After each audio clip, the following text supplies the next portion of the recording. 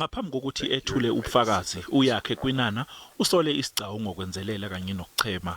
uKwinana uthi ithimba labaphenyi beKhomishana laqoka ukuphenya izinto ezithile ezithinta ukukhwabanisa kanye nenkohlakalo ethinta abantu abathile eSAA. Usole ithimba labaphenyi ngokwehluleka ukwenza umsebenzi walo ukufaka phakathi ukuphenya ngombiko weOpen Water okukhona kuona amagama ezikhulu eziphezulu zase-SAA ezehlukene ezisolwa ngokukhwabanisa kanye nenkohlakalo. Ofakazi abedlule bathi uKwinana wahlomula waphinde wagwazelwa ngemali ebalelwa ku4.3 million rand. You see, if you want to mention other people, shouldn't you have prepared an affidavit and submitted it to the commission mentioning those people so that they could be given Rule 33 notices and be warned that you intend mentioning them in the commission? As I said, so that they could protect their rights as well.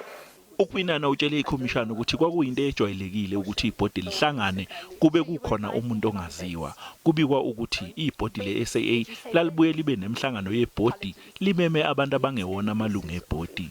Lesigcawu sizwe ukuthi uKwinana wethamela imihlangano yokuhlela kwendlela yokusebenza nokuyimhlangano okwakungamele ngabe ethanyelwa ngamalungu ebhodi. That's why Ms. Hofmeyer is asking whether it would concern you if somebody was being paid for being at meetings when the board actually did not need him to be there.